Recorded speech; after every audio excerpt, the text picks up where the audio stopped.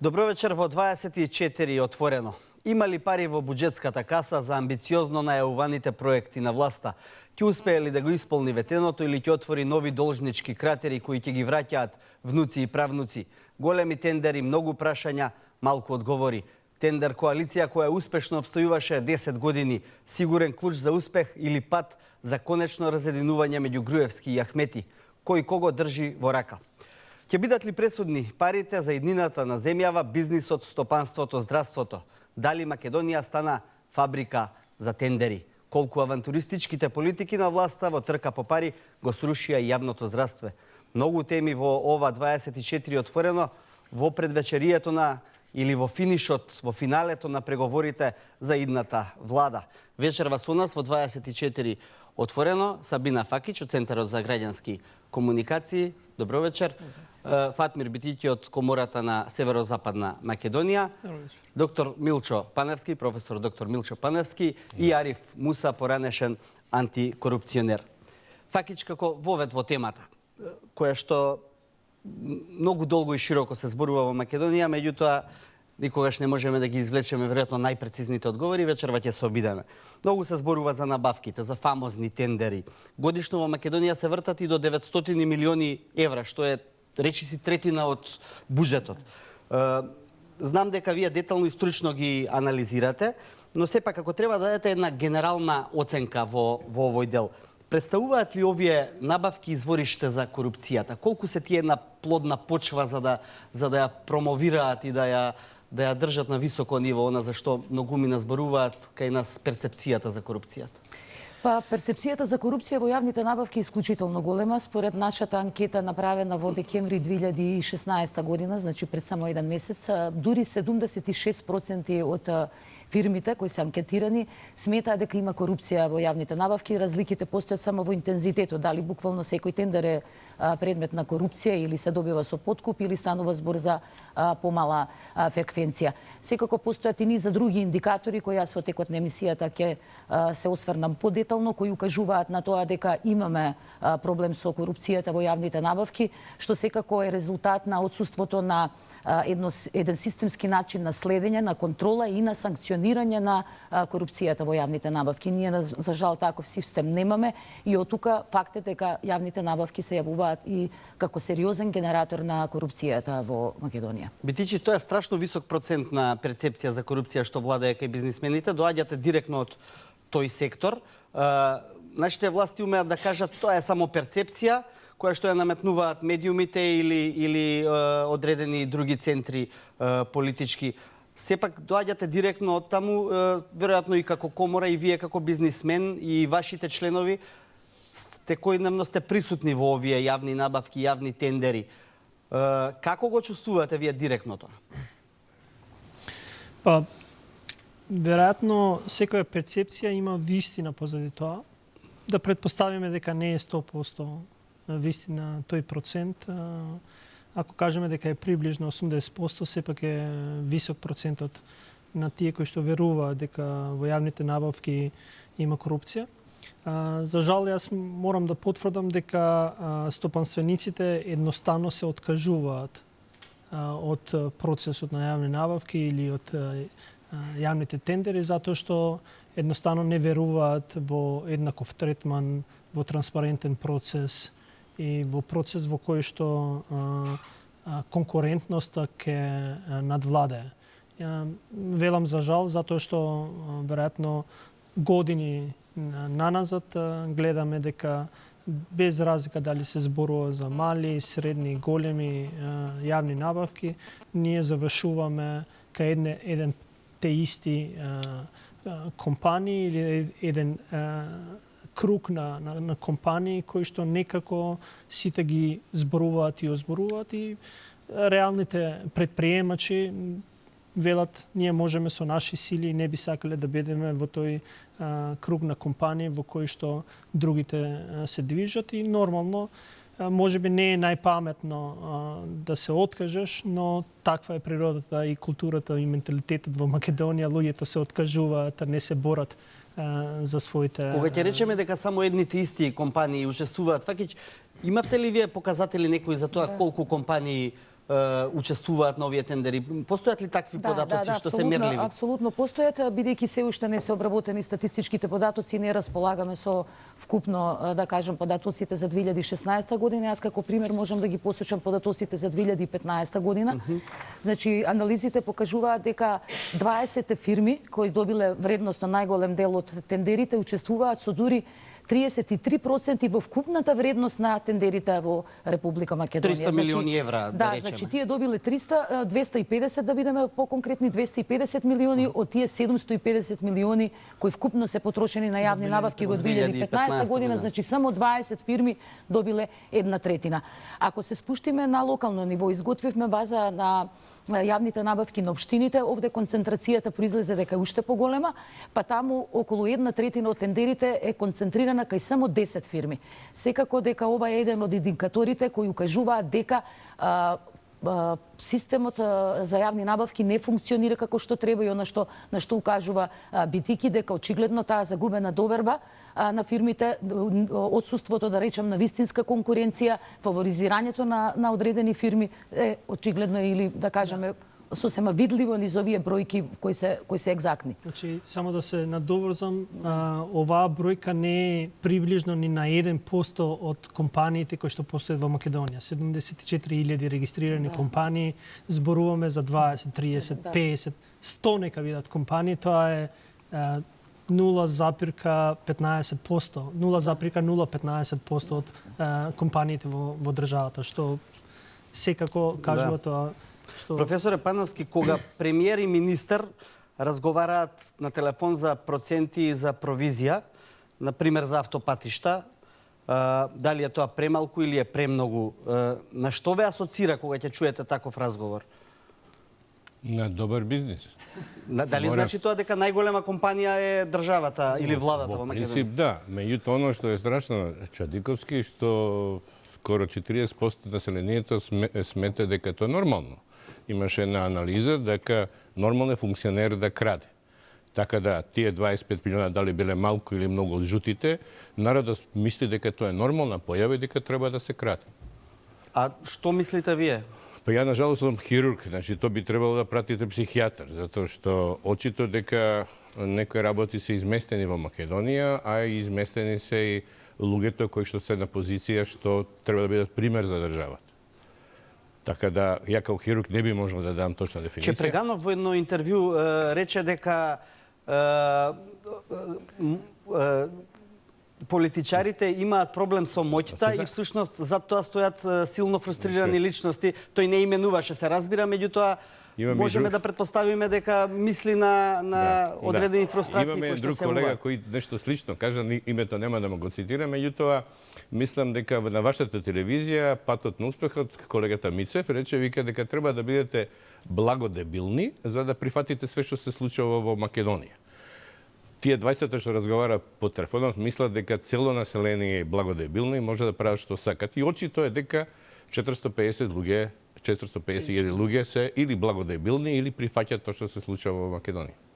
Добро, тоа се тези со кои што утре можеби ќе бидете распнати по некои медиуми и портали, меѓутоа ова е отворено и тука отворено зборуваме, нели? На неколку наврати тоа се случуваше во јавноста, така да Па ако можат кај бејте да пратат финансиска комисија вчера, мислам дека полиција, финансиска полиција, можете и кај мене. Нажал, јас сум хирург, не знам што би барале кај мене, али тоа е тоа. Ариф Муса, еднаш изјавивте дека вашите колеги си гледаат сеир додека гледаат и слушаат што се случува во општеството, додека ги гледаат и слушаат разговорите од овие што сега ги споменавме. Што значи тоа дека институционалната битка со корупцијата ја нема, не постои? И зошто?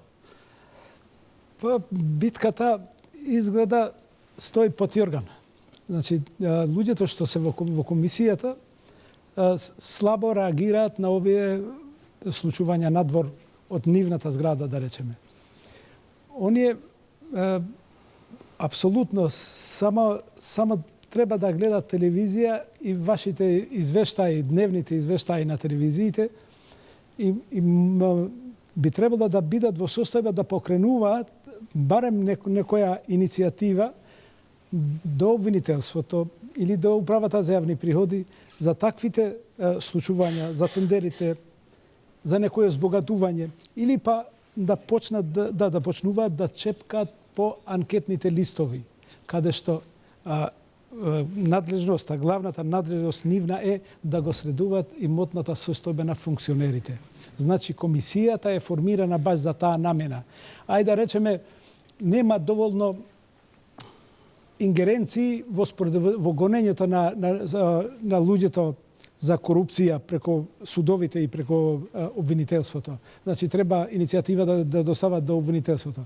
Меѓутоа, за разгледување и следење на имотната состојба, на анкетните листови, на пратениците и сите други функционери наименувани, нивна работа тоа би требало да биде. Значи, раководителот на таа институција со другите колеги, значи, главната цел би требало тоа да им биде. Значи, да го отсетиме, ми е надвор дека ете, има една корупција, една комисија што барем ги следи, ги гледа случувањата, ги гледа како се збогатуваат функционерите. Каде се изгубија тие во врските со политиката и она отчетност што треба да ја имаат пред граѓаните? Тие се избрани за да ги следат политичарите, за да ги следат овие малформации во општеството, а нив никаде ги нема. Зошто ги нема? Што е вашево толкување? Моје размислување во ова насока е дека тие следат обичната атмосфера. Значи, непостоењето волја за да се справат со корупцијата на извршната власт, значи, не постои волја да се справи со корупцијата, комисионерите или антикорупционерите, тие го следат истиот ритам. Значи, тие гледат во себе. Чим тамо нема во обвинителството, значи во другите органи, нема покренување на некоја реална иницијатива. И овие гледат сеир. Гледат на тоа да им завршува мандатот или да бидат реизбрани, пошто почнуваат сега и на два пати да бидат реизбрани на исто место, а комисијата беше формирана за таа цел да не бидат еден антикорупционер да не биде два мандата де факто на исто работно место. Пановски, во ексме на формирање на влада, вчера Ахмети се сретна со Груевски, денеска Ахмети се сретна со Заев. Ако имаме предвид како функционираше досегашната коалиција Груевски-Ахмети, за која што многумина велат и впрочем покажуваат дел од податоците дека се базира на овие коалиции, всушност така и беше наречена тендер коалиција. До каде е поблиску Ахмети во овој момент да формира влада, со кого? Ја морам да кажам, не се бавам со политика во последните години и сум ретките луѓе во Македонија кои не формира влада. Меѓутоа, објективно, Ахмети може да формира влада и со едните и со другите. Неговите гласачи ќе кажат своето мислење на локалните избори. Господинот Бејта го кажа своето мислење и доби финансиска полиција. Така да очекувам, јас сум голем поборник на граѓанската држава и на граѓанското движење и во последно време фактички учествував повремено во шарената револуција и се уште верувам дека граѓанското општество е единствена перспектива за Македонија. Така да без разлика дали Ахмети ќе формира влада со ВМРО-ДПМН или со СДСМ, граѓанското општество мора да биде коректив на таа влада и на незината работа во идни.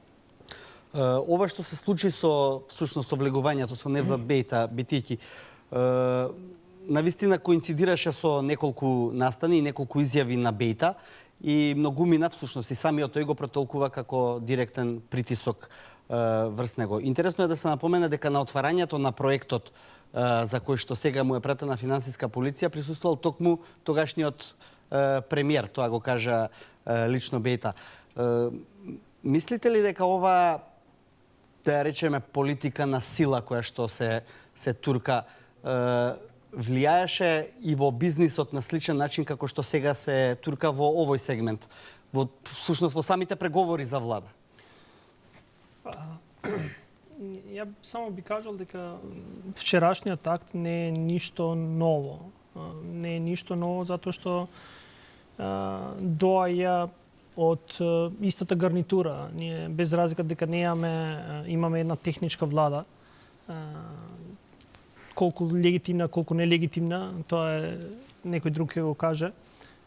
И имаме луѓе и институции кои што се поставени од таа претходна влада и кај што влијанието во сите сегменти на општеството преку различни контроли беше еден од механизмите. И ние како стопанственици на неколку наврати дури јавно сме го кажали и сме побарале од различните институции дека не можеш да водиш политики за економски развој преку присила.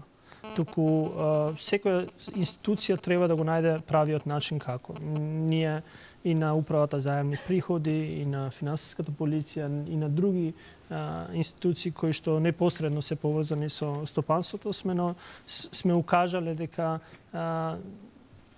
репресивните мерки се штетни. Тие не даваат резултат. Може да дадат на краток рок резултат, но нема да дадат на среден и на долго рок. И затоа вчера тоа што го видовме воопшто не изненади, затоа што кажав дека тоа е нешто што сме го виделе. И сметам дека веќе луѓето стана имуни на тоа, спремни на тоа, дека очекуваат без разлика кој ќе коалицира во следната влада, дека следната влада ќе мора да смени правец, а тоа е дека ќе мора некои работи кои што се случува во изминатиот период да не ги повторува, тоест да слуша малце повеќе отколку да наложува колку што наложува. Една политичка оценка како тој настан може да се одрази во преговорите за формирање влада? Мислам дека нема да има големо влијание, затоа што сметам дека Бејта не е единствен кој што има таков став каков што има. И сметам дека воопшто јавноста и општеството, мислам дека кажа на последните избори, а веројатно и на локалните и на можните предвремени парламентарни избори, пак уште еднаш ќе кажа дека не се за политика која што е репресивна политика и политика. Добро, на микроплан во ДУИ тоа веројатно треба да донесе одредени предвижувања. Бејта е подпредседател на партијата. Да, веројатно молчењето на другите подпредседатели и на другите нивоа во партијата, освен јавното искажување на само председателот на партијата, укажува дека има некое придвижување и внатре во ДУИ.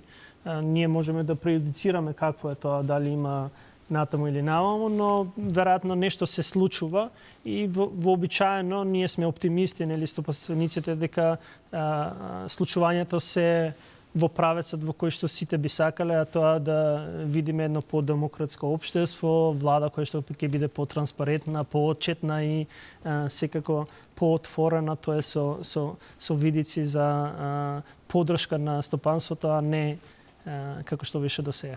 Факит, знам дека во вашите извештаи не мерите братската љубов на тие што се борат за тендерите, но како познавач на оваа проблематика, како човек што долги години е и во новинарството и во јавниот живот, очекувате ли оваа тендерска коалиција да продолжи понатаму?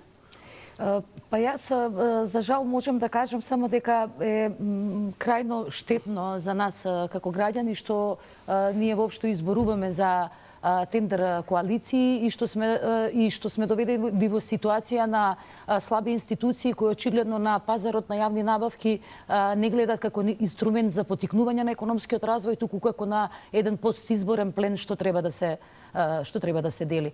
Факт е дека многу пати се шпекулираше во јавноста дека всушност нели самите политички партии или да кажам владината коалиција досега дека оставаше простор да избираат своји фирми фаворити ресорите кои ги контролира едната партија и на другата, не мешајки се да кажам во тендерите кои ги договараат едните на други, но секако дека пак ќе кажам дека ова крајно неповолно и секако дека уште повеќе го зголемува ризикот од корупција во Република Македонија, бидејќи во глобални рамки пазарот на јавни набавки се смета дека е подложен на корупција и проценките Кои се и тие мерењата индикатори преку кои што може да се измери таа корупција од овие набавки? Дека се движи на корупција, дека на годишно ниво се губи од 10 до 30%, зборувам за развиени економии, со силни институции. Во тој случај за Македонија како земја со слаби институции, со нефункционална, еве веќе споменавме антикорупцијска комисија со многу пасивно обвинителство, ние можеме за жал само да претпоставиме дека овој процент е многу поголем. Како еден од најсериозните индикатори, тоа генерално кога се прави мониторинг како што правиме ние, еден од клучните индикатори врз основа на кој се мери дали системот е функционален или постојат зголемени ризици од корупција, секако конкуренцијата. И кај нас трендот е апсолутно неповолен.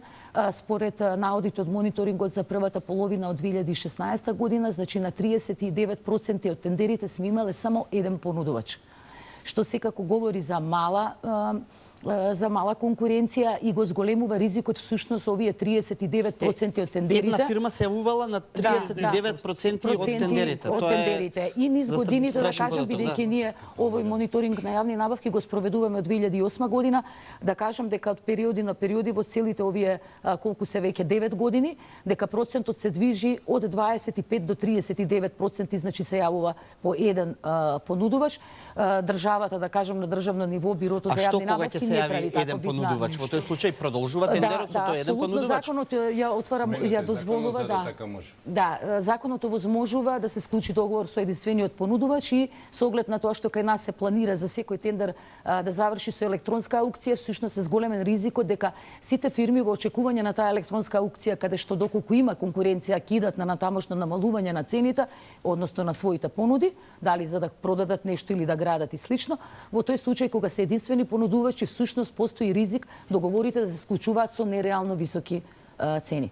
Никој во Македонија досега не направи пресметка, Бирото за јавни набавки во своите годишни извештаи постојано прави пресметка колку се заштедило низ овие електронски аукции, но за жал не се прават пресметки колку да се предпостави барем колку е загубено што во овие тендери, нели, каде што имало само еден Да, и Македонија беше критикувана за ова од во европскиот извештај, така беше за ова аукција. Да, апсолутно задолжителноста на електронската аукција на сите тендери не е во согласност со директивите на Европската унија и во извештајот за напредокот на Република Македонија во делот на јавните набавки веќе неколку години наназад и Европската комисија укажува на тоа дека потребно е да го напуштиме овој концепт, дека ни нанесува штета и во насока на тоа што онаму каде што електронската аукција се спроведува во услови кога критериум за избор е најниска цена, всушност се купува и се гради нешто што е неквалитетно, што на подолг рок всушност е многу поскапо отколку да се купуваат и да се градат работи на чиј квалитет се внимава.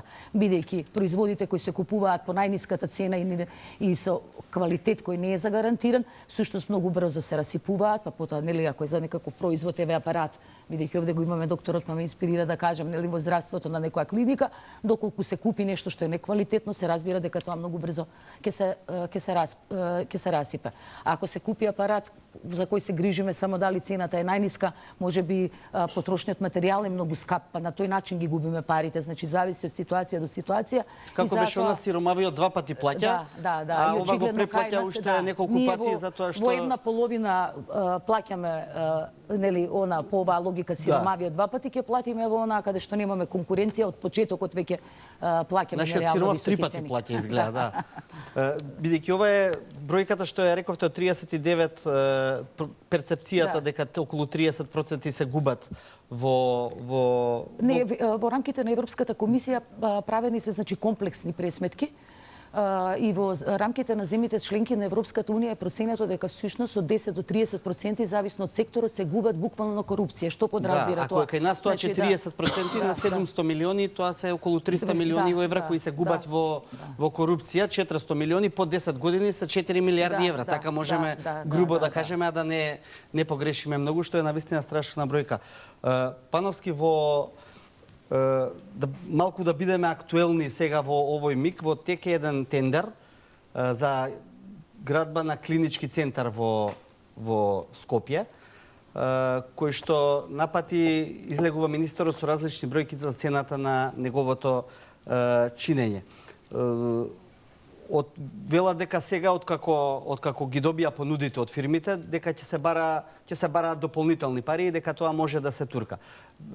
Како човек што доаѓате од здравството, што сметате вие за овој проект во овој момент? Имено има некој индикаторе, една влада која што е технички во оставка да оди на еден ваков инвестиционен проект кој што е многу голем, а сите знаеме дека тешко ќе се истурка и до сега имаше неколку проекти. Он требаше да биде завршен до сега. Да, требаше да биде завршен.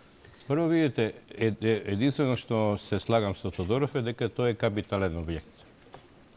Ако ги видите документацијата на тендерот, пише University Clinical Center. Универзитетски клинички центар не постои во Македонија, постои кампус на клиники. Значи, најверојатно техничка грешка, дали им не јави на понудувачите да сменат текстот, не знам, али тој е негов проблем. Значи, еден капитален објект како клинички центар треба да биде во склоп на некој долгорочен развој на здравството во Македонија и без разлика која влада ќе дојде, тој проект треба да се поддржи и да се заврши, ако е правено така. Ова е влада со два различни министри, промовира клинички центар еден во Бардовци или Зајашки рид, а вториот тука. Онда не ми е јасно ако се работи за капитален објект, како може една влада за 4 години да го ја смени локацијата на градење на клиничкиот центар. Првиот министер Бујар Османи тврдеше дека местото кое што е сега предвидено е непогодно, има лоша инфраструктура, не може да се обезбеди движење на пациентите, не може да се возможи нормално градење и објасни дека пругата е голема предност во Бардовци. За да после неговата промена дојде нов министер со иста влада, исти премиер и он убаци финта да се гради тука кај што се гради, па бевме сведоци дека сечевме лента на рушење на гинеколошката клиника и остана познатиот виц, тази дупка не е дупка, нели? Со Јудмила Живкова, дека имаме една дупка тамо која што стои 3-4 години и спрема нивните планови, тој требаше да биде завршен. Зашто сега го активират тој проект, не ми е јасно, најробатно да докажат ние градиме, иако крадеме, и народот ќе биде среќен да ни градат, меѓутоа оно што е останува како тежок проблем е градиме клинички центар и во Штип, градиме клинички центар и во Скопје, а имаме стопанство како што го имаме, и прашање е како тие две капитални објекти, два капитални објекта би можеле да ги завршиме и да ги опремиме. Парите за нив не се проблем, значи оноко 25 милиона е малку или многу, 7, 8, 10, 20 милиона разлика од сега не, пошто благодарики на сите анализи што гледаме, сите тендери што се прават во Македонија околу градењето имаат анекс договори, така да анекс договорот за непредвидени работи, они си планирале пари како ги направат. Меѓутоа останува нејасно како клиничкиот центар во оваа состојба ќе функционира наредните 5 години, под услов да се заврши клиничкиот центар за 5 години. Бидејќи треба да се реконструира хируршкиот дел. Не, имате вие имате еден влез.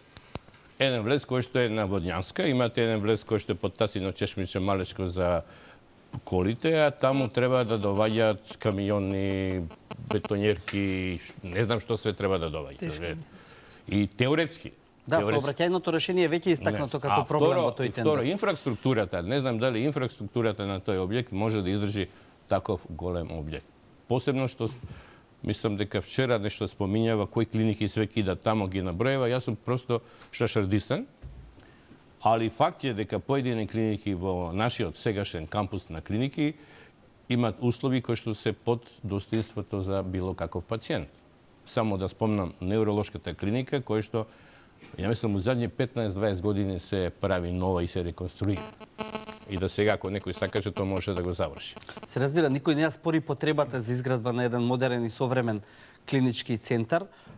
Она што тука е спорно во овој момент е дали со тргнувањето во еден проект со вакви премиси, значи однапред со веќе пробиени буџетски суми кои што не можеме да ги предвидиме колкави ќе бидат, а министерот однапред вели дека тоа ќе има непредвидени работи, па тоа ќе се пегла додека трае тендерот, е малку симптоматично. Муса, дали вие го разгледавте отприлика овој случај како и да мислите ли дека може една влада во оставка прво да го реализира овој проект, а второ, дали дополнителни работи, може однапред да се каже дека ќе имаме дополнителни работи? Дополнителни работи не смее да се кажат. Тоа проектантите ќе го предвидат. Или економскиот оператор што ќе го гради, или према проектната документација ќе го гледа тоа. Него дали владата, дали ова влада во заминување, или во овој констатација на односите што сме сега без конституирано собрание, точно да функционира без влада, може на ваков тендер да се додели на некој економски оператор. Прво, треба да има чувство на одговорност луѓето што се во власта, посебно во извршната власт. Значи, не може еден министер во заминување, де факто министер пратеник, сега да може да му доделува на некој еден таков голем проект. Значи, проектите, таквиот проект треба идната влада, идната регуларна влада, формирана со некој мнозинство во парламентот, она би била соодветна, значи да го дотера, да му даде на некој економски оператор изградбата на тој клинички центар. Добро, во меѓувреме се треба да замре додека ние немаме влада или? Апсолутно, ја мислам дека законски не сме. Спрема законот за спречување на корупцијата не сме сегашниот министер да му доделува ова изградба на некој економски оператор. Али Чадиковски, проблемот е дали тој клинички центар е во склоп на договорствената стратегија за развој на здравството во Македонија. Дали ние претходно имавме некаква дискусија за потребата за неизбегно градење и местото кај да се гради. Значи, како дојде министер со исти премиер, он вади од джеп план за правење. Затоа е прашањето, ако оваа влада не формира влада, нели сегашната не формира влада, дали наредната влада тој ќе го гради. Ако е тој дел од долгорочна стратегија, би било нормално да тоа се гради, пошто не сме се договориле да тоа се гради. Али ако не формира влада, проблемот е што ние 2 недели се 10 дена збориме за овој клинички центар, а можда и тоа е идејата да се отргне вниманието од други работи за да збориме за клиничкиот центар. Добро, на тендерот учествуваат 3 конзорциуми, сите 3 се италијански, а проектантот на клиничкиот центар исто така е италијанска фирма. Многумина се зачудија зошто не се јавија на овој тендер некои фирми кои што со години се присутни во Македонија, во градежниството, не знам, Штрабак, Енка од Турција или имаш уште некои, а се јавуваат само фирми кои што на овој или оној начин се врзани во некој круг. Од друга страна ги имаме Бетон и Гранит, кои што го изгради Апола Скопје 2014. И дали фаќаш ова делува индикативно кога ќе го споменате? Па прво да нагласам дека тендерот за изградба на клиничкиот центар не е опфатен со законот за јавни набавки, еднакво како што не беа автопатиштата, овде е применет концептот дека кредиторот, оној што ги дава парите, всушност ги дефинира правилата и процедурата на спроведување на постапката на изборот на, нели, во случајот на фирмата или конзорциумот на фирми што ќе го градат клиничкиот центар, така што всушност колку што можев да се информирам и јас од медиумите, бидејќи овој оглас не е објавен на електронскиот систем за јавни набавки на Република Македонија, значи самата банка за развој при Советот на Европа го објавила огласот, инаку водена од политиката која ја промовираше Комисијата за спречување на корупцијата пред секои избори, дека е неприфатливо во предпочетокот на изборната кампања, дори зборуваме да се спроведуваат тендери кои се од да кажеме, од поголемо инфраструктурно значење, дури на општините им се забрануваше и да градат улици, а не пак да зборуваме за клинички центри, сметајќи дека на тој начин всушност се прави суптилен подкуп на гласачкото тело, така што мислам дека апсолутно во овој период, водени од таа логика, е неприфатливо да се спроведува така грандиозен проект во кој ќе се согласам со докторот, и тоа е генерално проблемот во трошењето на јавните пари, било да се гради нешто или да се купува опрема или различни производи, е што всушност не се водат институциите од интересот на граѓаните, не постои јавна дебата. Затоа во насока општо зборувам дека е потребно да за клиничкиот центар да се изгради еден консензус со, се разбира, луѓето кои се дел од здравствените институции да се види дали нели е тоа потребно. И ова, бидејќи станува збор нели за многу голем и капитален проект, меѓутоа ваквиот пристап ние треба да го градиме и на микрониво. Значи потребно е дури и самите општини, а да не зборувам па секако за министерствата, агенциите и слично, уште на почетокот на годината не само да дискутираат со засегнатите страни, би рекли на граѓаните што се засегнати од нивната работа и тоа што тие ќе го трошат во текот на годината, да ги консултираат за да всушност тие планови за јавни набавки одговараат на потребите на граѓаните, а не на потребите на поединците во институциите. Да видиме дали се потребни коли да се купат, дали треба да се купи нов мебел во јавните предпријатија или можеби треба подобро да се чистат, да се купи посовремена опрема за да се исчистат улиците во зимски услови. Еднакво така се разбира дека е потребно за некои вакви особено значени инфраструктурни проекти. Јас ќе укажам во однос на здравството дека нели ние имавме еден многу долг процес на набавка на медицинска опрема.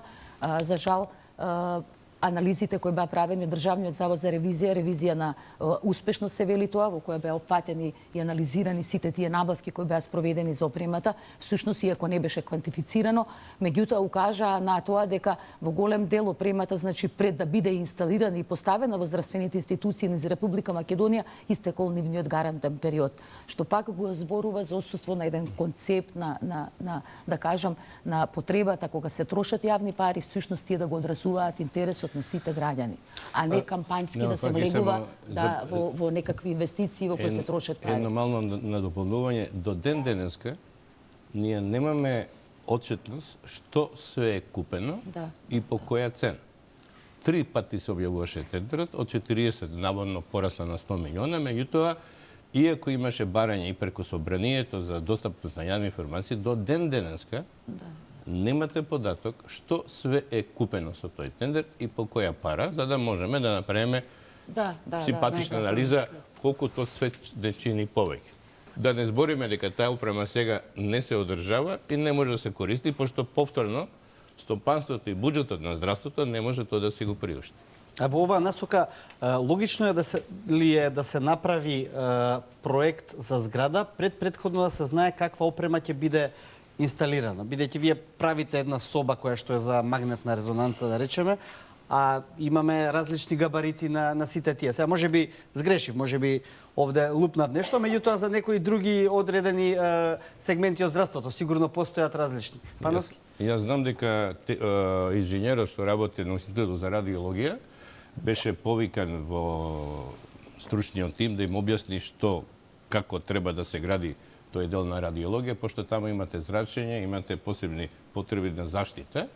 Колку е успешно тоа не знам, меѓутоа за ваша информација, сигурно се сеќавате дека ваш колега доби за истражувачко новинарство награда околу истражувањето кој го правеше планот, која фирма го градеше, односно го црташе планот за клинички центар.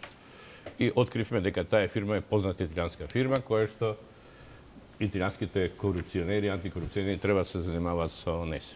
Да, ќе ви кажете малку повеќе за таа фирма, што беше тоа, бидејќи ја немам запишано. Значи фирмата е која што го правеше планот, ја не знам како се вика, само знам дека вашите колеги од мислам од Нова.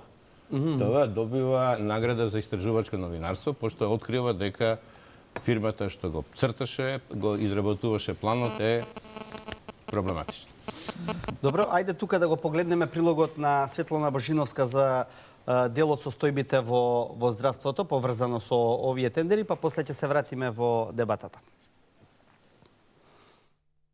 Здравствените реформи во земјава не треба да се состојат само од купување на опрема или реновирање на објекти, туку во сериозна здравствена политика, која транспарентно ќе ги покаже резултатите од нив, смета универзитетскиот професор Методија Трајановски, доктор на медицински науки. Започнати се вели многу реформи, но дел од нив се непотребни или недозавршени. Најпрост пример можам да ви посочам интегрираниот здравствен информатички систем, кој што ако беше поништен тендерот за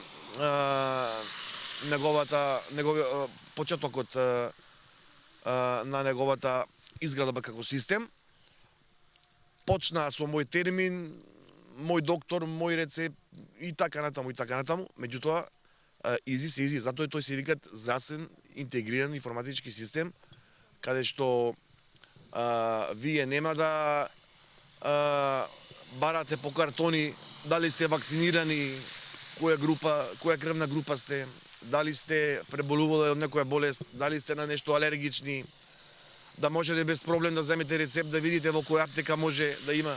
Не пред први нема, после први има. Лошите проценки, неконзистентните реформи и немањето стратегија според Трајановски резултираат со сериозни проблеми во здравствениот систем. Добар пример за нецелосно реализирани ветени проекти вели е изградбата на клиничкиот центар, кој беше првично најавен во 2012-та, за во 2014-та да биде ископана дупка, која остана да зјае празна.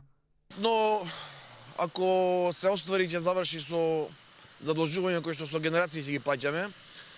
Меѓутоа, видите, проектот од старт е колку веќе 4-5 години касниме.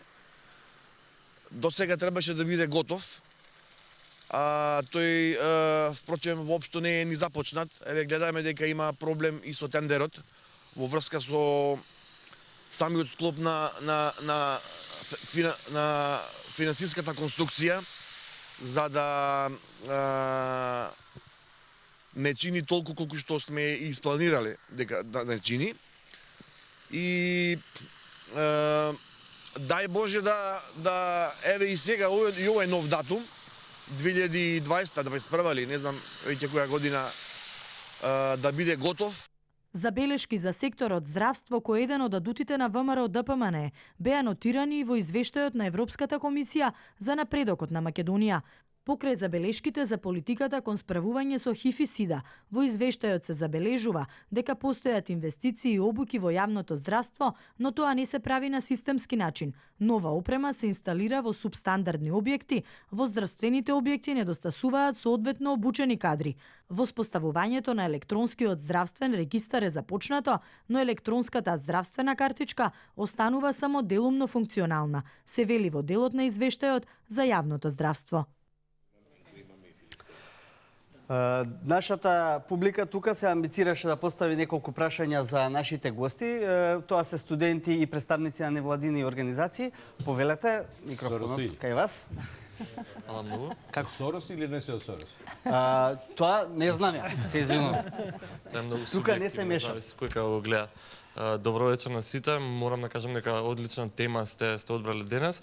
Јас би дал еден осврт на нешто што го гледам како причина за настанување на некои вакви состојби. Од сите оние статистики, анализи, бројки што ги гледаме за тоа каква е состојбата, влечам еден заклучок дека често тоа се темели на некоја политичка несвесност или неписменост на граѓаните и дека тоа е причината што се дозволува да не се случува што не се случува.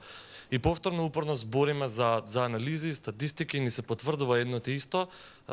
Би сакал да поставам прашање до сите гости, кои според вас се потребните мерки што треба да се преземат за да градиме од една страна политички свесни граѓани, бидејќи таа бројка што ја споменавте е навистина голема, кои сметаат дека правилно е вака да се биде политичар, да се краде покрај тоа се што се прави во нивниот мандат. Како да градиме по политички свесни граѓани за да спречиме, не знам, понатамошни вакви состојби? Ајде од битики да почнеме, па после ќе идеме понатаму. Така некако ми дојде. Тешко. Да, дека те немаше 5-6 минути. Веројатно многу тешко прашање и тежок одговор затоа што кога имаш скоро 25 години процес во кој што го имаш креирано ова што денеска го имаме, веројатно не можеш да очекуваш дека за скоро време свеста кај луѓето ќе се промени. Всушност може да го видите и кај самите стопанственици и кај тие кои што ги застапуваат интересите на стопанствениците, колку со леснотија или тешкоти зборуваат за реалните проблеми на стопанствениците, при тоа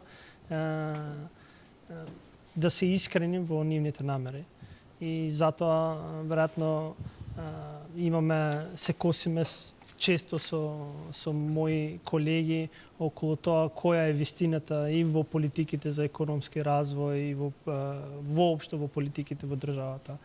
И ние на неколку наврати во нашата комора сме кажале дека без разлика на која влада ќе дојде, дека ние мораме и крајно време неколку работи кои што претходно се направени или сме зборувале за погрешни политики, да се соочиме со нив и полека да почнеме, реков и претhodно, да ги слушаме реалните проблеми на сите кои што живеат во Македонија, дали тие ги представуваат општите интереси на граѓаните, дали интересите на професионалците во здравство, дали воопшто на стопанствениците, да ги слушаме нивните проблеми, заеднички да дискутираме и заеднички да креираме политики кои што носат во развој. При тоа, не ставајќи ги политичките интереси пред општите и општествените интереси во државата. Да, но на прсти можеме да изброиме, например, бизнисмени кои што учествуваат во таа дебата, било да е јавна, било да не е јавна, и се чини дека клучниот проблем во општеството е недостатокот од дебата. Тоа што го кажавме и за потребата за изградбата на овој клинички центар. Несомнено постои, но никој со никого не се консултирал. Затоа што процесот кој што е наречен процес на консултации и вклученост на засегнатите страни во дебатата е проформа. И искрено може да го видите и во извештајот на Европската Унија, во прогрес извештајот на Европската Унија, кај што се вели дека вклученоста на различните засегнати страни, особено на стопанствениците во јавната дебата за креирање на легислатива и воопшто на креирање на политики, мора да биде посуштинска. Дека ние не зборуваме за форма, туку зборуваме за суштинско вклучување не на тие кои што се истомисленици со нас, туку на тие кои што реално можат да кажат нешто што е потребно во односно темата за која што се зборува или на проектот и затоа сметам дека овде зборуваме дека мора да се смени системот на размислување кај самите политичари, а тоа е умствено да се реши. Но се чини, професоре, дека клиентелизмот во општеството е сепак на многу повисоко ниво од тоа што сите би сакале да биде и оттаму имаме ваква состојба каква што и претходно ја диагностициравте. Значи, видите, ние имаме дефиниција, односно кажане дека имаме заробена држава и заробени институции. Со заробени институции вие не можете ништо да направите. И тука за младиот господин е одговорот е единствена шанса за Македонија.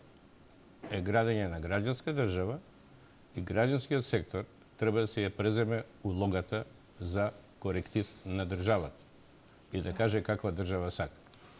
Ако граѓанскиот сектор е во состојба да ја ослободи државата и да ги ослободи институциите, и имаме институции каде што аршините за вредност повторно ќе се вратат, тогаш граѓаните на Македонија ќе можат да живеат во нормална држава. Без тоа немаме теоретски шанси. Добро.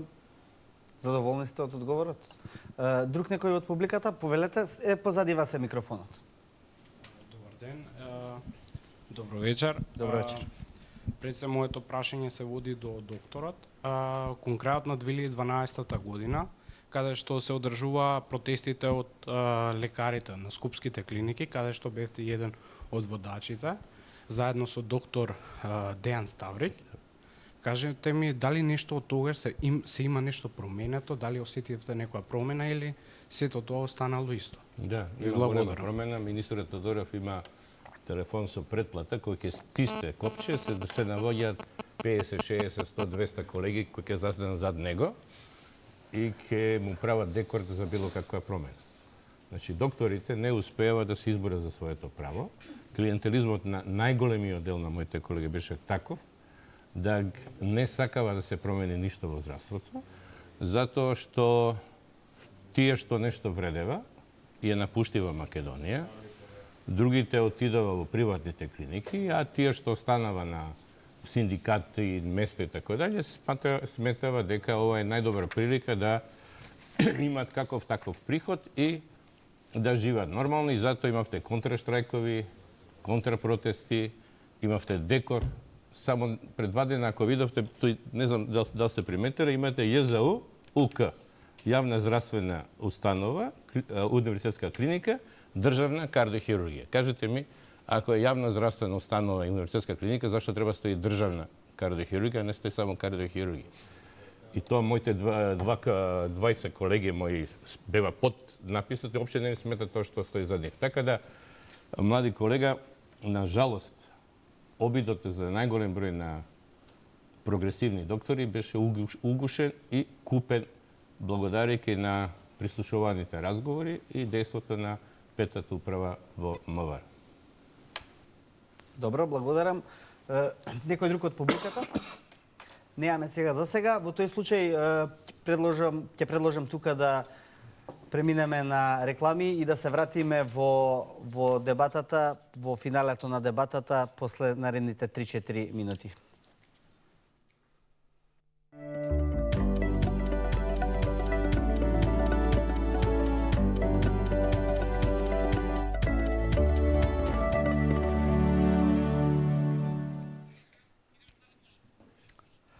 Повторно сме во 24 отворено. Тема на денешната емисија – тендерска коалиција, тендери, јавни набавки. Сето она што е поврзано со парите и со политиката. Последната сесија завршивме со публиката и оваа ќе ја почнеме со публиката. Имаме ново прашање до нашите гости од делот десно од мојата страна. Повелете. Јас би поставила прашање до сите гости. Значи, што се случува со младите кои ја напуштаат државата? Значи, имаат соодветно образование, но сепак ја напуштаат државата. Тоа е првото прашање. И второто прашање за корупционерите. Дали има некоја статистика за приватниот сектор и корупцијата? Да почнеме од таму, па после ќе се навратиме на првото прашање. Јас одавна не сум во антикорупцијската комисија од 2011 година, меѓутоа од тога обработивме некои работилници во однос на тоа дека треба да се обработува и делот на приватните компании и приватниот сектор и влијанието на корупцијата во приватниот сектор. Дали и колку има податоци, јас го прочитав извештајот за 2015 година на Државната комисија за спречување на корупцијата, меѓутоа тамо не гледав нешто такво дека има некои истражување, некои статистички податоци или некои активности на комисијата во овој однос. Немам податоци како поранешен антикорупционер во оваа насока. Добро, првото прашање беше за значи целата оваа ситуација која што се случува и сето ова што го зборуваме вечерва влијае на таа безперспективност. Да почнеме од оној проблем со специјализантите и со докторската фела. Пановски, тамо се случи еден страшен одлив во последните години на млади кадри. Од каде дојде тоа? Па после ќе одиме и во делот на бизнисот и на Хелт Групер направи 2-3 истражувања и последното е за трафик, движење на лекарите во Балканот и докажа дека најголем број на лекари ги напуштаат своите земји и одат за подобри услови. Како главни причини се подобра шанса за живот, подобра шанса за развој на струката и второ е дека во Македонија, ќе зборам конкретно за Македонија, аршините се сведени на политичка пристрасност, односно советот на владата и советите местните заедници треба да ви дадат писмена белешка дека може да бидете примени во здравството. И онда што се случи? Вредностите се уништива, дојде партиското и онда се постава прашањето дали е страшно тие што си одат или страшно вие кои остануваат. Затоа што едно што губиме огромни пари и добар квалитет, оно што за мене е уште пострашно што остануваат неквалитетот кој е продал душата на ѓаволот за да се запосли и он после мора на определено време да иде да лепи плакати, да собира 15 гласа, да прави све и он цел живот он мора да ги покрива да го покрива данокот за тоа е примена на клиниките. Што тоа значи за здравството, не ќе да ви кажувам, затоа што не е страшно. Значи, вакво расуло во стручниот дел на здравствениот систем во Македонија е невиден досег. А овие што нешто разбираат, одат в надвор затоа што можат да тоа што го научиле, да го обноват. Моја специализантка отиде, за жал, веднаш ја нострифицира дипломата за медицина, меѓутоа повторно мораше да специализира хирургија, и она сега специализира детска хирургија во Германија, затоа што бројот на операции кои што ги барат германците не се софаѓа со бројот на операции што нашите специализанти ги работат. А ако ви имате 400, 500 или 600 или 1000 специализанти, вие не сте во состојба да ги едуцирате. Затоа што немате толку обрт на пациенти кои што они можат да ги обработат за хирургија и да ги оперираат. И onda се случува да тие млади луѓе покрај што работат за смешна сума пари или не работат ништо, па немат ни социјално, ни пензиско осигурување, а работат на клиниките нон-стоп, се препуштени на самите себе. Меѓутоа, повторно, нивната бројка е мала, не е доволна критична маса да покрене лавина, да се тоа смее, затоа што вие што се примени преку партиските линии, каже, види будала таму збори глупости. Тоа е трагедијата, госпожа, што се случува кај нас.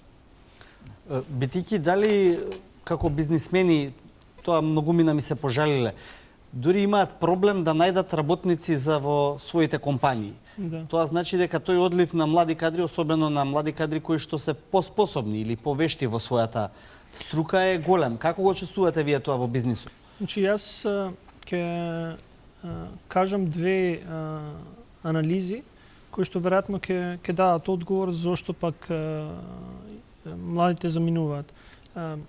Непосредно пред изборите имаше една анализа колку посто од граѓаните со какви проблеми се соочуваат, и некаде 65% од граѓаните економските проблеми ги ставија на прв ред, после дојде корупција и други работи, меѓу кои ниските примања, влошениот квалитет на живот и така натаму.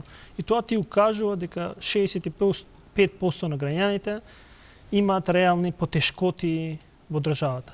Ако го земеш тој општ процент, таму имаш еден поприличен голем процент на млади кои што веројатно најдени во кругот на неможност или неадекватно образование кои што не одговара на потребите на пазарот на трудот и така натаму, имат потешкоти за изнаоѓање на работа. И втората анализа во која што се анализирани само младите, каква работа предпочитаат, 78% кажале државна администрација, 12% во бизнес секторот или да се занимаваат со предприемништво, 10% дека ќе излезат од државата, ќе ја напуштат државата.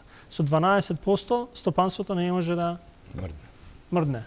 Тоа ти значи дека во изминатите 25 години политичарите направиле општество во кое ќе ги држат во заложништво сите со нивните партиски книшки. И тоа е целиот проблем на младите. И искрено, ние пред некој ден подпишавме договор со една многу добра компанија која што работи на огласување на работни места и работи во делот на човечки ресурси. Дневно имаат преку 100 огласи за работа. Вели, имаме проблем затоа што не можеме да најдеме луѓе. Нема. Особено тоа е видливо надвор од Скопје. Во сите помали места, низ цела Македонија има проблем со мали луѓе, а да не зборуваме дека тоа што е достапно на пазарот, од тој фамозен процент на невработени кој што владата вели дека го намалила на 24,6%, дека тоа што е на пазарот не е доволно квалификувано.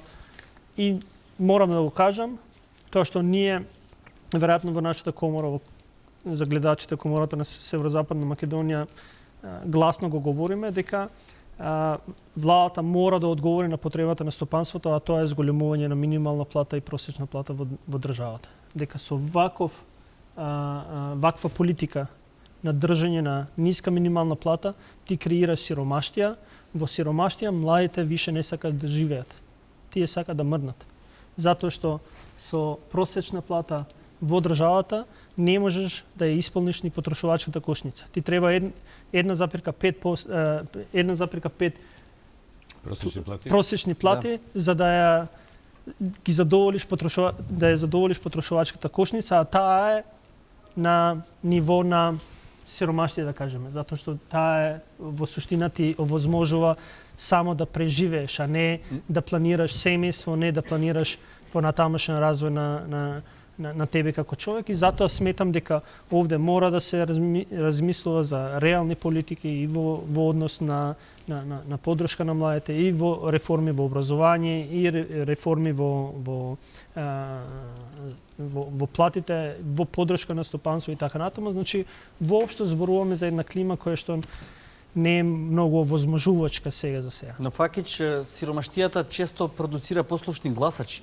Нели е тоа една од систематските обременувања на македонското општество во кое што западнавме, и како да излеземе од овој систем на корупција, клиентелизам, кој што е присутен и во областите кои што секојдневно ги гледате, меѓутоа и во секојдневниот живот? Јас сепак би почнала од прашањето на господјата од публиката, која праша за корупцијата во приватниот сектор. Па самиот чин што зборуваме за корупцијата во јавните набавки, тоа подразбира дека и приватниот сектор е дел од, да кажам, таа игра. Сега прашање и нели од случај до случај, кој е генераторот на корупцијата и чила била инспирацијата за одреден тендер, да кажам, да биде направен не во интерес на граѓаните и на државата, туку да биде дел од парите да се пренасочат за личен интерес, дали генератор или идејата за тоа бил представникот на бизнис секторот или представникот на одредена државна институција, но секако дека корупцијата во јавни набавки всушност представува тој тип на интеракција помеѓу државниот и приватниот сектор.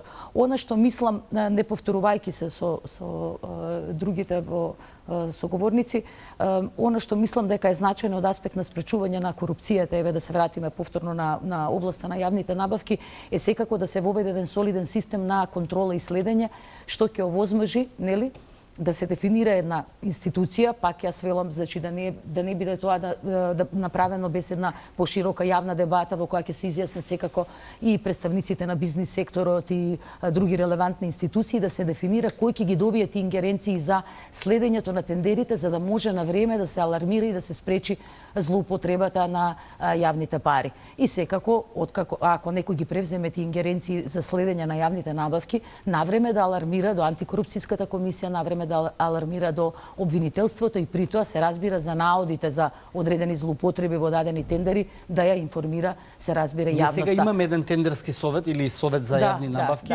кој што делува превентивно. Така, пред да се изврши набавката. Како функционира тој совет? Ја врши ли намената за која што, или знам дека во здравството тој дури направи, закочи набавка на одредени медицински материјали, па тоа создаде проблеми. Апсолутно, владата сакаше да го представи овој совет за јавни набавки како некој вид на контрола или институција која еве ќе ги спречи договарањето нели на одредени тендери или ќе ги санкционира сите овие аномалии за кои зборуваме, меѓутоа за жал Советот за јавни набавки се претвори во еден скап и бирократизиран механизам кој не даде никакви резултати. Она што на нас како на држава ни е потребно е буквално следење на тендерите од почеток до крај и укажување на директни случаи на злоупотреба и корупција. Глобално ваквите препораки до земјите членки, се разбира до земјите аспиранти на Европската унија, даде и самата Европска комисија, носејќи ги новите директиви за јавни набавки, во кои исто така прецизно се вели дека е потребно следење и контрола. Затоа што прави Советот во моментов? Ја дефинира техничката спецификација нели за објавувањето на огласите. Но понатаму, што ќе се случува во целиот процес на спроведување на тендерот, никој тоа не го следи и не ги спречува, да кажеме, во овие договарања, злоупотреби и местење на тендерите. Муса, само две фирми, например, го добија тендерот за ископ од рек Битола, 150-160 милиони евра, и само две фирми копаат јаглен за рек Битола. Нели е тоа индикативно? А во јавноста многу малку се зборува. Ќе има 2-3 новински извештаи, медиумите ќе напишат по нешто, меѓутоа не се поставува институционално на маса. Зошто, например, тоа не го отвара антикорупцијската комисија? Мене ми е стварно нејасно кога ќе ми речат да постои антикорупцијска комисија, а не отвора еден тендер кој што се дава еднаш во 4 години и се дава на само две фирми. Па сега, ако се гледа од гледна точка на антикорупцијската комисија, Значи, Па ја можеме малку и да го прошириме. Не мора само да го гледаме на антикорупцијската комисија. Ве прашав како дел од тој состав.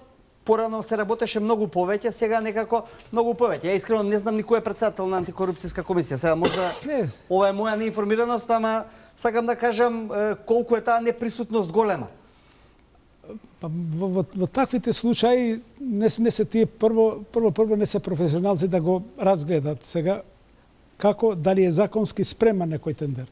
Значи антикорупцијската комисија и членовите таму треба соодветно да разговарат и да имат мислење со комисијата за јавни набавки. Значи како орган, како државен орган, за да ги спречува таквите работи, значи таквите злоупотреби. Еве да речеме само да не се пројавува и да не бидат само две фирми таму конкурентни за ископот во рек Битола. Да има повеќе.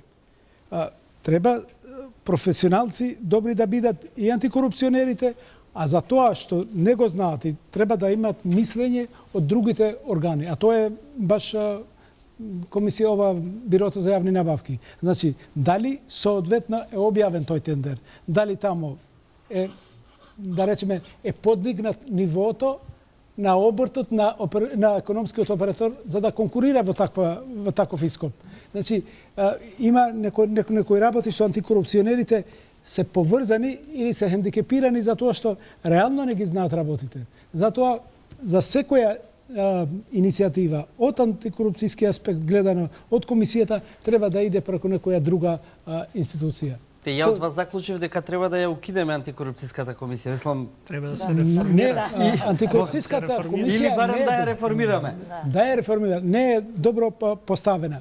Сега како што е, или како што беше од почетокот на формирањето, е од превентивен аспект. Значи, тоа што е нејзина баш надлежност, како што е предвидено во законот, значи да ги извршува некои 2-3 работи што се во нејзина надлежност и тоа прецизно да ги разгледува и да ги следи, што реков пред малку, посебно кај имотната состојба на функционерите, за да не остава впечаток дека воопшто она не се грижи за корупцијата во државата.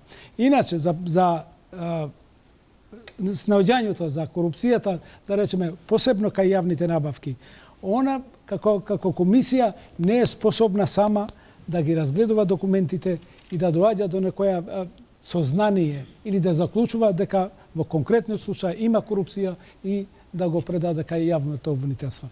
Пак, како јавно обвинителство, воопшто она не го зема во предвид тоа што го има констатирано комисијата. Него ќе има друга и ќе почнува наново да истражува и да види дали стварно во еден тендер, да речеме, како што е кај рек Битола, има корупција.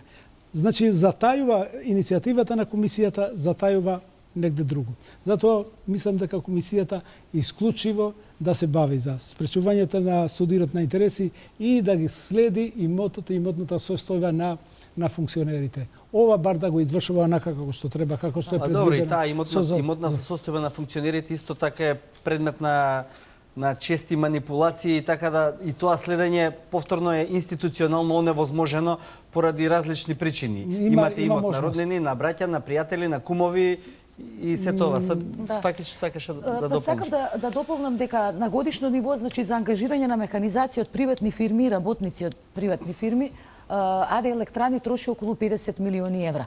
И она што секако не достига, освен малку поголема ангажираност од страна на антикорупцијската комисија и секако Државниот завод за ревизија, за да се види колку навистина се ангажира механизација и работници во оваа огромна вредност на годишно ниво, е обврската на овој тип на институции, бидејќи ние имаме исто и случај на македонски шуми, исто и тие милионски тендери имаат на годишно ниво за ангажирање на механизација и работници за сечење на шумата. Значи, потребно е да ги задолжиме овие институции да направат една прецизна кост-бенефит анализа за да се види дали е подобро вие да ја купите собствена опрема, па ако треба и да го зголемите бројот на вработени, дека е така можеби поисплатливо, отколку на овој начин што се одлеваат парите во приватни компании под сомнежот дали навистина реално се ангажирани е ангажирана таа механизација и работници во толкав обем, што навидум навистина 50 милиони евра на годишно ниво е преголема сума и бара многу потемелна, да кажам,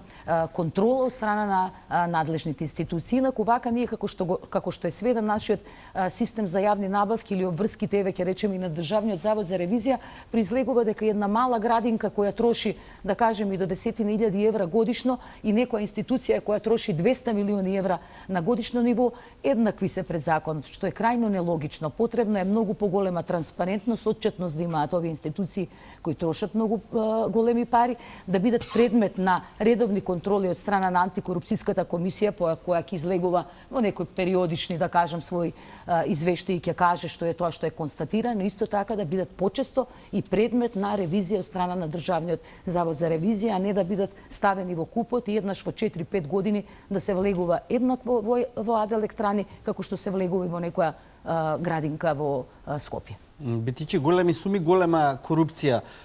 Се согласувате ли со овие, да ги речам, препораки кои што излегуваат од Центарот за граѓански комуникации, дека мора системски да се најде начин за следење на кога веќе нема политичка волја, ќе треба малку да се избутка законски оваа работа? Може би за жал треба да кажам дека тоа е вистината и ние во суштина мораме да ја прифатиме како таква, дека и претходно беше поставено прашањето дали стопанствениците се корумпирани. Ние знаеме дека под дефиниција за да има корупција треба две страни да има. Така да кога бидејќи зборуваме за јавни набавки, ако не се поединци кои што учествуваат во јавните набавки, тогаш се стопанствениците и веројатно двете страни се криви и ова што Центарот за граѓански комуникации го кажува, ние не дека го прифаќаме, туку ние веќе како комора, независно на различните активности на Центарот, зборуваме дека некои работи мора да се сменат системски, затоа што више преминуваат во пречка за развој на стопанството. Дека ние не можеме да се согласиме дека ако во почеток на емисијата кажавме 0,015% од стопанствениците придобијат од јавните набавки, дека тоа е веќе добро за стопанството. Ние се залагаме дека стопанството мора да има еднакви можности, а еднаквите можности мора да дојдат со системски решенија на проблемите и затоа сметаме дека секој чекој, без разлика на која засегната страна тоа ќе го потекне, треба да се подржи и секако ние како комора ќе се заложуваме до сега и сметам дека и во следниот период тоа ќе го правиме, да најдеме одредено системско решение, затоа што тоа е единствениот пат за излез од ваквата ситуација. Пановски, еднаш изјавивте, ми се види интересно тоа, дека да дојдете на клиника, како сте болен, тоа е како да играте руски рулет. И малку ми изгледаше дури неодговорно така од еден доктор кој што работи на клиника, тоа да го чујам. Сте самокритичен или сте критичен кон системот поставен во здравството? Системот е поставен така, преска госпожата што ме праша што одговорив, значи се изгубени вредностите. Имате клиника каде што имате 10-15 човека примени, кои што нивното стручно познавање е скромно, и ако се погодите на дежурство кај нив, онда буквално е руски рулет. Значи, се прашањето дали имате 1, 3 или 6 куршуми внатре во буренцето. И до тоа стојам. Дел од моите колеги не се слагаат со мене, ја упорно тврдам дека сум во право. Спомнав една клиника каде што тоа не важи правило, тоа е интервентната кардиологија. Меѓутоа на сите клиники ја гарантирам дека е така.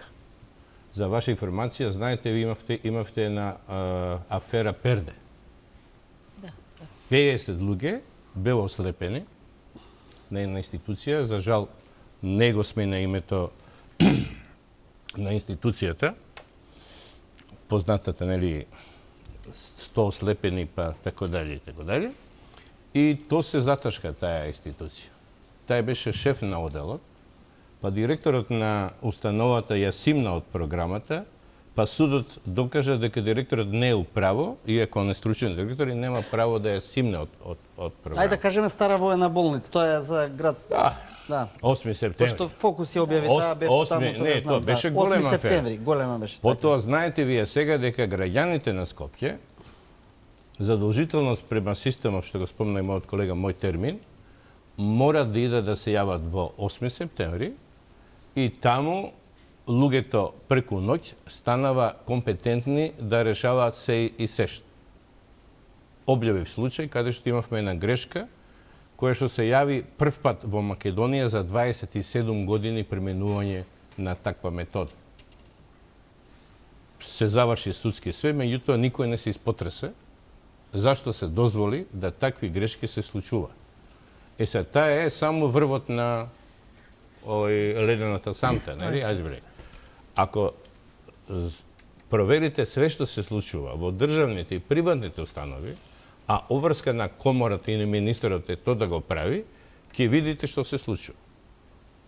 Ние водиме по смртност на доенчиња, нели? Имаше афери за доенчиња, имавме афери за комисија која еднаш подпишува па не подпишува и свете. Така да ако ги видите несреќите на пациентите, ќе се усогласите со мене дека во најголем дел сум во право, дека среќата е многу значајна кај кој доктор ќе паднете во моментот во Ако се точни овие тези, зошто е уништено јавното здравство? За чии цели и интереси? Две работи. Прво, за да функционира приватното, за да јавното здравство ги здоми подобните кадри, не подобните, а стручни да сидат или приватно или во земјата, и за да на крај сепак се доведеме до профитот на определени број на приватни и собственици на болниците. Профитот го врти светот, ја врти и Македонија. Ариф Муса ќе врти ли профитот и новата политичка влада на Македонија? Сигурно по тој трг ќе си оди. Профитот секогаш го правило своето. Сабина малку постручна е во јавните набавки, има истражувана доста време од 2008 година се бави со овие работи.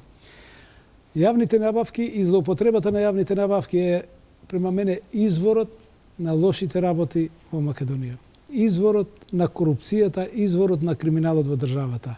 Пошто се врти све околу парите, околу интересот, мора да го нема да биде имуна и наредната влада. Чешке да сум јас во грешка, ама не верувам дека толку лесно ќе се откажеме како општество од интересот на парите и од злоупотребата на овластувањето што ќе ги има наредната влада. Под услов да не правиме граѓанска држава. Под услов да нема. Тешко дека ќе правиме. Сабина, како идната политичка влада ќе ја натираме да биде потранспарентна и помалку да краде од државните пари? Па, гостувањето и во вечерашната емисија на сите нас, ја гледам и како дел од нашите индивидуални организацијски напори да направиме промена.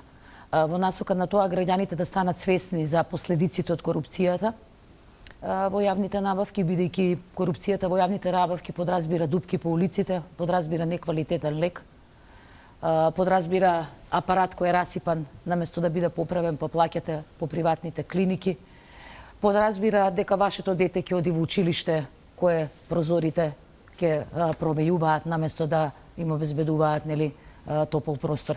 Така што мислам дека е потребно сите да сватиме и сите многу поактивно да се вклучиме во спречувањето на политичките елити, всушност јавните набавки наместо во наш интерес да ги користат за своите лични интереси. Иако за жал ќе се согласам, не сум и јас оптимист дека тоа ќе може да се направи во многу кус рок, без оглед на да кажем желбата, дури еве да дојде и до некакви политички промени во насока на тоа дека да бидеме спремни да ги менуваме работите. Сепак мислам дека корупцијата за жал во јавните набавки пати толку длабоки корени, пак ќе кажам, генераторите се и на страната на самиот бизнис сектор се јавува како генератор, така што ќе треба многу, не само да го менуваме законот, туку да менуваме, да ги менуваме начинот на кој системот, начинот, одговорноста на и работата на нашите институции и секако да ја подигаме свеста и на луѓето да сватат дека тоа се наши пари. Ние како кај граѓаните, кај мнозинството како да отсуствува тој да кажам пристап за да ја бара одговорноста и отчетноста од политичките партии кои се носители на власта. Така да малку посистемски и мислам повеќе време ќе ни биде потребно за промени. Факич умерен песимист, битики умерен што? Дај оптимизам, Алан. Оптимист, затоа што доаѓајќи од институција која што е можеби единствената која што јавно говори за проблемите во стопанството и за потребата од наоѓање на решенија кои што ќе подпомогнат не 10% на стопанствениците, туку 90% на стопанствениците, затоа што тоа секако ќе води кон едно економски развој и решавање на доста од проблемите во државата, кои што најверојатно ќе водат кон тоа кое што докторот неколку пати на неколку наврати во емисијата го кажа, кон едно граѓанско општество, граѓанска држава, кој што сметам дека сите треба да се стремиме кон нешто такво. Јас сум оптимист и мојот оптимизам не завршува и не можам да го ограничам временски. Оптимист веројатно затоа што сакам моите деца да ја видат Македонија онака како што јас сакам да ја видам, тоест да живеат онака како што јас би сакал да ја видам Македонија и веројатно се додека тоа не го направам, јас нема да престанам, ќе продолжам да зборувам, а веројатно ако имаме доста истомисленици како мене, ќе потклетнат сите кои што не го мислат истото како нас. А извинете бетиќе, на која возраст ви се децата? 10 и 9. За да гледам колку долгорочно или среднорочно ја гледаме работа. Да. На среднорочно. Да. Пановски? Па видите, преку 600.000 луѓе кажува дека сакат промена во државата. Верувам дека меѓу тие 600.000 луѓе ќе се најде критична маса, граѓанска маса, која ќе се бори да сепак се смени државата во едно нормално граѓанско општество, каде што вредностите ќе бидат единствени мерки за поставување и движење на луѓето внатре, а во такви услови ќе можеме стопанството да го активираме, затоа што едно јако стопанство е предуслов за сите надградби во државата, меѓу кои спаѓа и мојот сектор здравство, образование, милиција, војска и така. Без стопанство ние немаме теоретски шанси. Така да, овие 600 нешто илјади гласачи што гласава за промени, треба сепак да сватат сериозно работата и да повторно се активираат да го добијат тоа што го сакаат. Господа, ви благодарам за учеството во емисијата. Публика, ви благодарам што бевте активни во ова издание на 24 отворено. Вам, почитувани гледачи, можам да ви посакам пријатна ноќ, останете со 24 вести, следуваат вестите да ги видите најновиот развој на настаните на македонската политичка сцена, од која што, како што веќе слушнавме и гледаме, многу работи зависат и ќе зависат, но пред сме тука ние, граѓаните, да бидеме будни и свесни и за да можеме да бидеме коректив на општеството. Пријатна вечер.